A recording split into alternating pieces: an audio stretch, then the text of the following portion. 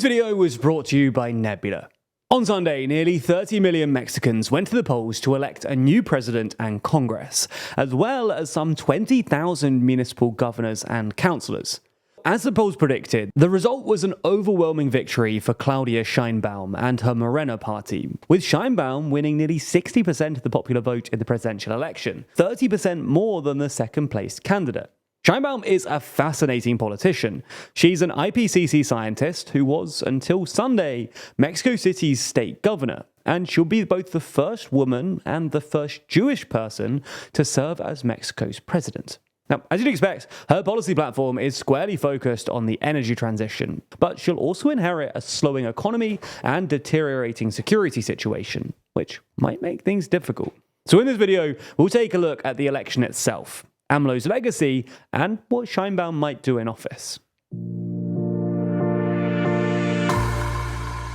Before we start, if you haven't already, please consider subscribing and ringing the bell to stay in the loop and be notified when we release new videos. So, let's start with the elections. Every 6 years, Mexico elects both its president and its bicameral Congress. Now, 128 senators are elected every 6 years at the same time as the president, while the 500 deputies are elected every 3 years, so they have midterms too.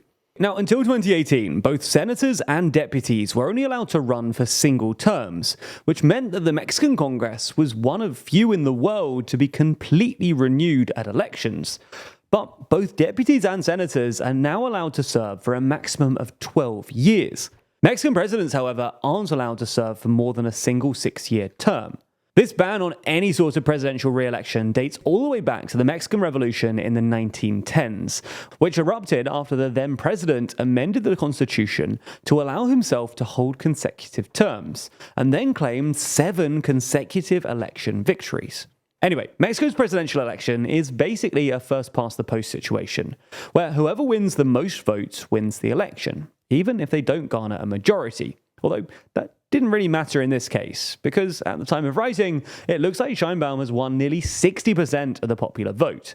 Now, Mexico's congressional electoral system is a bit more complicated. But basically, the majority of congressional representatives are elected at the constituency level, and then a minority of representatives are appointed to make Congress better reflect the popular vote. Under this system, Sheinbaum's Morena party are expected to win something like 58 senators and 240 deputies. Now, this might not sound great, but legislative majorities are very rare in Mexican politics, and the next biggest party, the National Action Party, are on track to win just 20 senators and roughly 70 deputies. Sheinbaum will also be helped by the 2 smaller parties that supported her presidency, the Green and Labour Party. Now, the Greens are on track to win 13 senators and 70 deputies, while Labour are on track to win 11 senators and 50 deputies. So, the big question here is, why is Sheinbaum and Morena so popular? Well, Sheinbaum is a well-qualified candidate in her own right, and we'll get onto her policy platform in a second. But the main reason for her electoral success is her predecessor and mentor, Andrés Manuel López Obrador, commonly known as AMLO. Now, AMLO was and is an insanely popular politician. His approval ratings rarely fell below 60% during his 6-year term, and he was reliably one of the world's most popular leaders. Why AMLO was so popular is a topic of much debate, but it's probably largely down to his anti-elitist, man-of-the-people political style and redistributive economic policies. He introduced a generous pension scheme for anyone over 65, and pension spending has risen by 600% during his 6 years in power.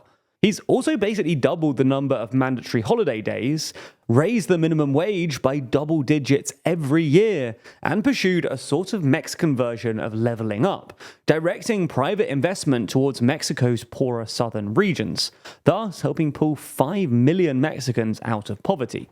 AMLO has also forced companies to actually share company profits with their workers, massively simplified the process for forming unions, and invested in a whole load of eye-catching mega projects, including a major new airport, the Tren Maya, and something called the Intra-Oceanic Corridor, which is basically a land-based alternative to the crisis-ridden Panama Canal.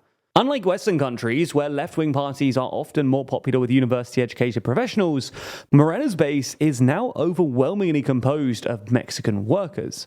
Now, AMLO's detractors argue that his policies aren't actually that effective, and instead attribute AMLO's political success to his control over the media narrative. Now, to be fair, AMLO's presidency hasn't been a complete success. While the Mexican economy and the peso fared pretty well for most of AMLO's term, this was in part thanks to American-led friendshoring and unprecedented government borrowing. And economic growth has slowed recently, despite tons of pre-election government spending. Perhaps more significantly though, AMLO failed to get a handle on Mexico's accelerating security crisis. When he came to power, AMLO talked about hugs before bullets and ending the war on drugs, advocating for peace deals with the cartels instead of crackdowns. But this hasn't really worked. While the homicide rate has dipped slightly since 2018, the number of forced disappearances has increased, and the cartels still control as much, if not more territory than they did in 2018.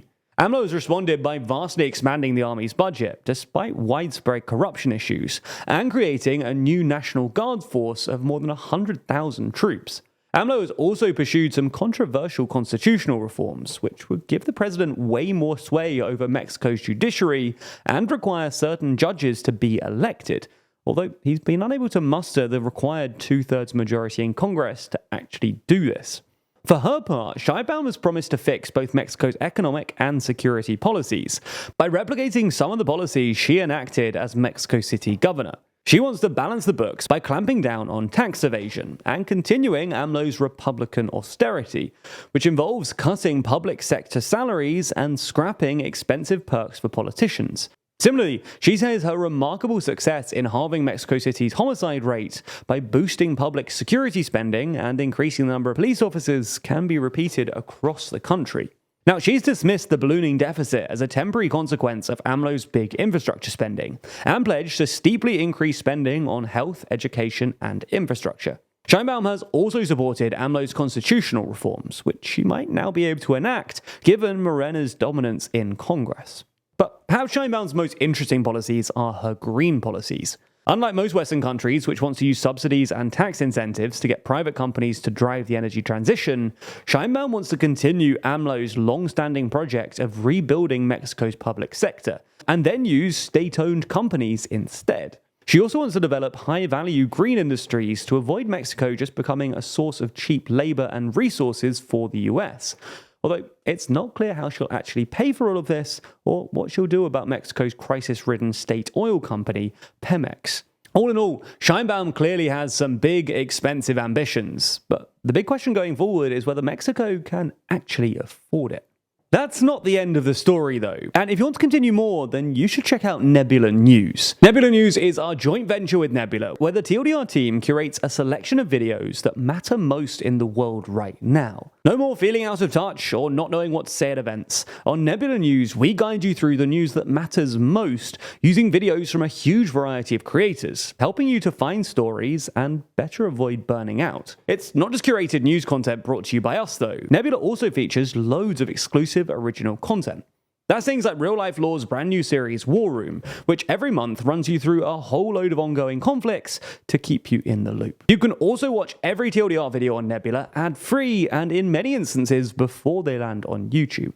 Now, if you're already subscribed to Nebula, then you can check out the new Nebula News section at nebula.tv/news. And be sure to bookmark it or save that link so you can use it as your TLDR-ified news homepage. If you're not a member already, then you can click the link in the description to sign up now. And if you do, you'll get 40% off an annual plan by using that link. That's less than £2 a month. Plus, Nebula will know that you came from us, which really helps us out.